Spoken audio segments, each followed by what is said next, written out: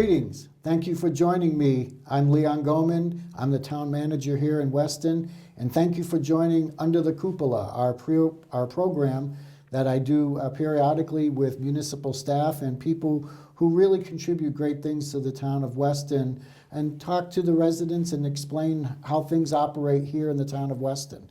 I'm really happy that you were able to join us for this very special occasion where we're going to meet kind of a new face, but kind of not a new face.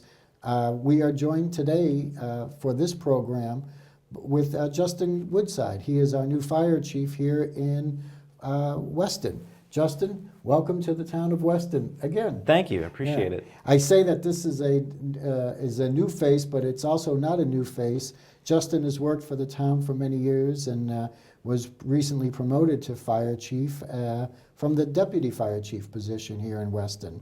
Justin, tell me a little bit about your background, how you got into fire service, and how do you end up in this seat here today?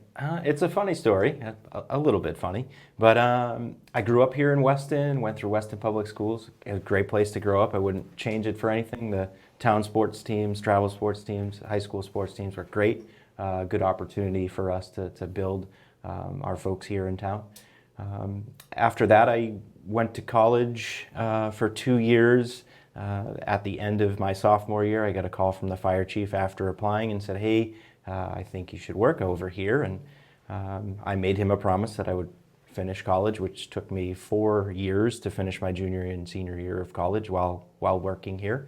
I've been here for 22 years as an employee of the town, and I wouldn't change anything. Yeah, so you started off as a firefighter and you worked your way through the ranks. What ranks did you achieve here in Weston? Yeah, I've worked many ranks here in Weston. I was promoted to lieutenant in 2007, captain in 2015, deputy chief in 2018, and fire chief, thank you Leon, this year. So it's been great. We also had the opportunity to be an EMS coordinator, assistant mechanic, help the fire alarm superintendent. So I got a little bit of everything along the way. Well, good. I mean, being the chief, you have to have had experience in a lot of different areas, and it sounds like you have. So what part of the job do you like the most? The most is going on calls, right? Everybody, hey, that's why we signed up for this job. Nobody signed up for this job to take phone calls and write emails, but that goes along. Or write budgets or things or like do that. budgets, sure, Yeah. absolutely. Yeah. That's the most fun part. The most fun part for us is making someone's worst day a better day. We can't make it a good day, but on their worst day, if we make it a better day, then we're doing a good job. So you come to this profession, after many years. You said 22 years. Was this something that you wanted to do since as a child? Like, do you have fond memories of playing with fire trucks when you were a kid? I do have some funny photos of myself when I was maybe 2 or 3 in a firefighter's uniform. I actually wanted to be a mechanic when I was little. My father was a mechanic. I wanted to do what he wanted to do. When I was about 8 or 9 years old, he told me, hey, listen, you can do anything you want in the world, but you can't be a mechanic. I'll teach you how to fix everything. I'll teach you how to troubleshoot problems, whether it's personnel problems or mechanical problems, and he did. But it was at that point I said, well, if I can't do what he wants to do, I'm going to do what I want to do. And that was like, well, this is the next best thing. Let's go for it. Well, not too many people know this, but my father was also a mechanic, and he had his own business as well. And I didn't follow in his footsteps either.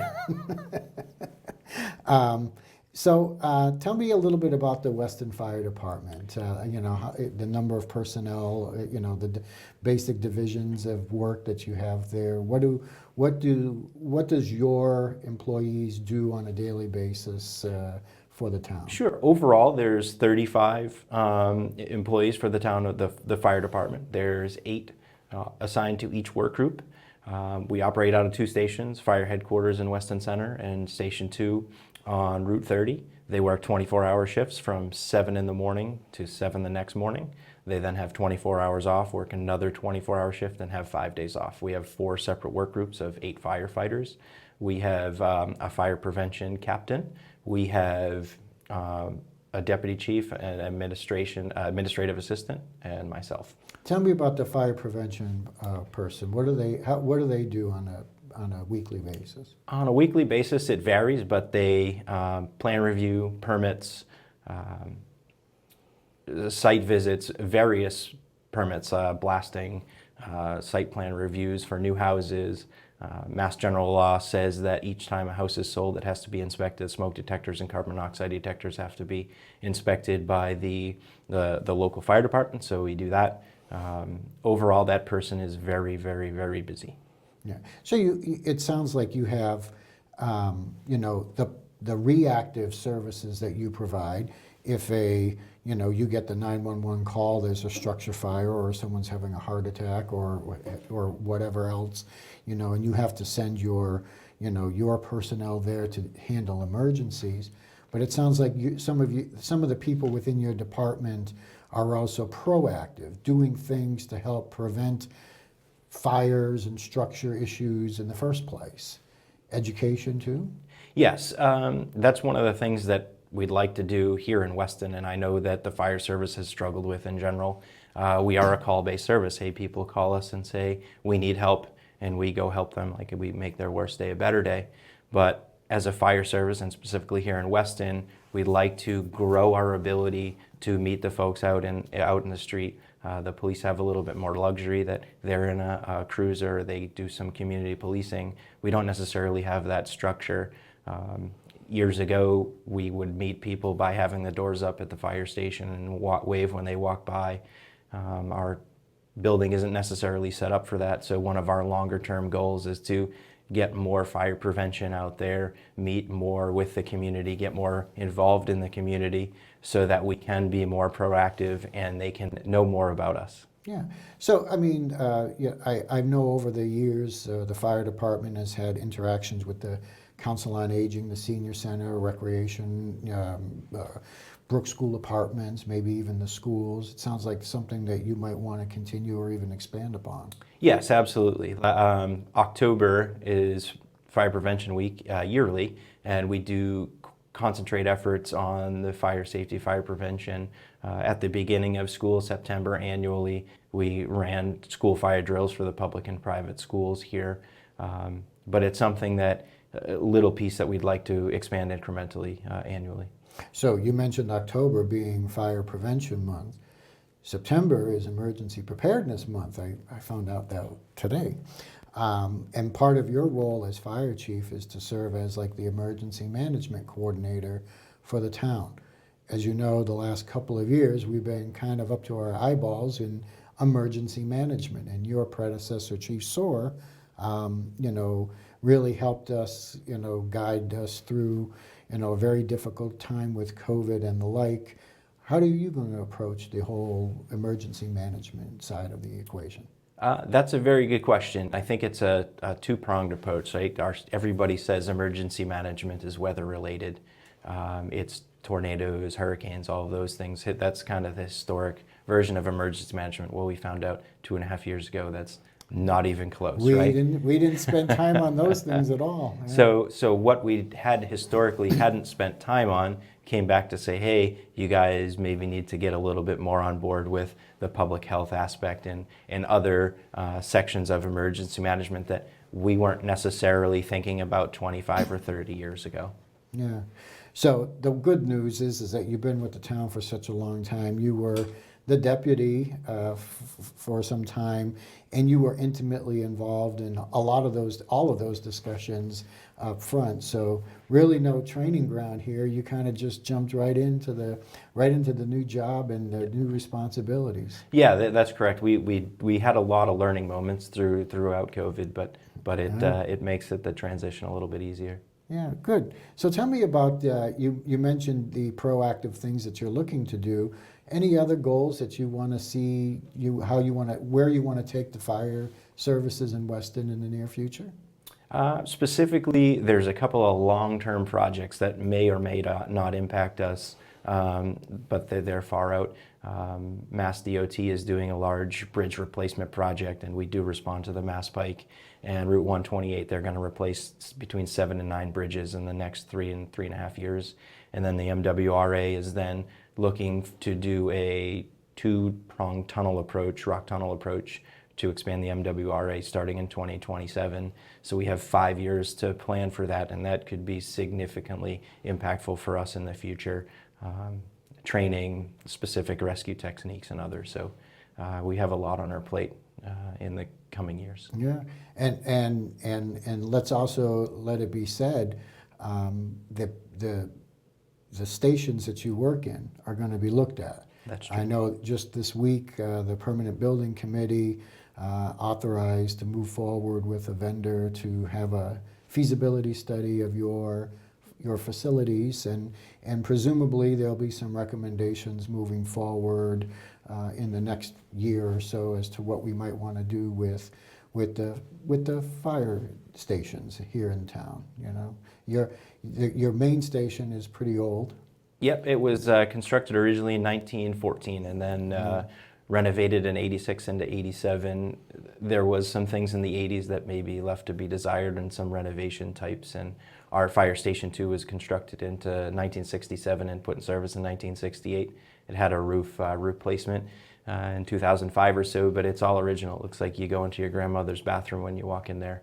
But fire services also changed greatly in the course. last 100 years, Of even course. in the last 30 years. Of course. You know, so we have to bring things up to certain codes and requirements to meet the requirements of a changing workforce. It's very different than it was 50 to 100 years ago. Of course. One of the things that we struggle with, it specifically in our buildings, is the availability to accommodate our female firefighters that we have. We made some temporary accommodations, and it's working for now, but we're definitely looking at that as part of the feasibility study. Yeah.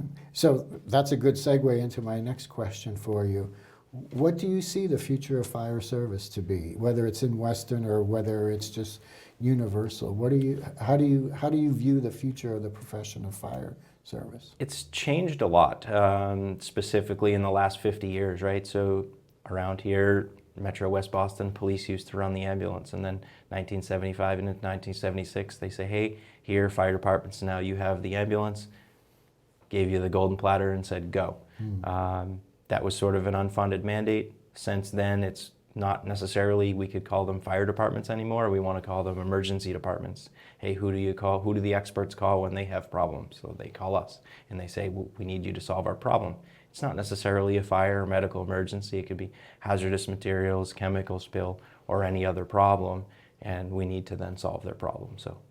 Yeah, interesting. That's really interesting. That's another whole component because of part of emergency management dealing with hazard spills and hazardous materials.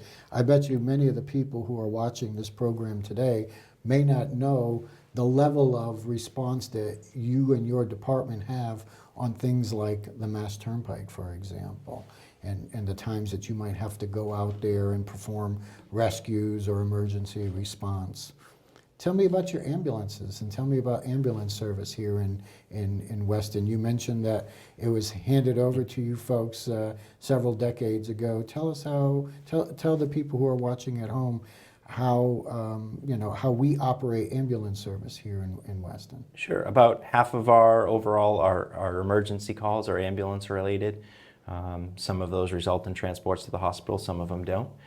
We run 2 ambulances, a primary and a backup. The backup is cross-staffed. Both ambulances are cross-staffed with other on-duty staff, so our primary ambulance is also our ladder crew, and our second ambulance is also the fire engine crew at headquarters. So depending on which call is first, we do staff 2 ambulances 24/7, as long as we're not on a second call. ALS and BLS, I guess? Yeah, so overall, we'd like to look at our ALS service, and right now we use Pro EMS out of Cambridge, and we're part of the Samara group. So that Samara group is kind of like a regional entity where ALS service is provided to a number of communities under one contract. Yeah, that's correct. And for us we're part of that contract now, but moving into the future, like you had said, may or may not be the best for Weston to enter into that contract or be in that contract long term, depending on our demographics, construction, highway routes or whatever our long-term plan may differ, and at some point we might have to either start hiring paramedics and run our own ALS service or contract it out specifically to Weston. Yeah, interesting. I mean, those are a lot of big decisions that are very impactful for the residents of Weston. It's good that you're going to be looking at that with us. So you have a unique opportunity here at this discussion today to kind of speak to the residents of Weston and those interested in fire service. What are some of the things that you wish that they would know about, you and your department? Some of the questions that you get asked all the time that you feel people of the town of Weston would be interested, they wouldn't know, but you feel they would be interested in? I think the big elephant in the room that everybody wants to ask about is, why does a fire engine show up at my house when I call for a medical emergency? And we don't need that, or whatever. Everybody comes in together, and there's 10 of you, or whatever they say. One of the reasons that we do send all of those is that is our staff for the day, and that's the vehicle that they're assigned to. So if we go on a medical emergency, we don't know where that patient is. It could be in the basement, it could be on the second floor. As soon as we have to move someone up or downstairs, that's kind of a big deal. And you need all hands on deck. We're trying to prevent back injuries, right? Yeah. So that's one of the biggest troubles of the fire service is back injuries. So if we can solve back injuries and save our budgets a little bit on injury on duty, then yes, that's number one. And number two is they need a ride to the call, and the other crew would be in the engine, the fire engine. Now they are there and they get another call, whatever that may be. We have all our tools in our toolbox. So it's not just a fire engine, it's our toolbox.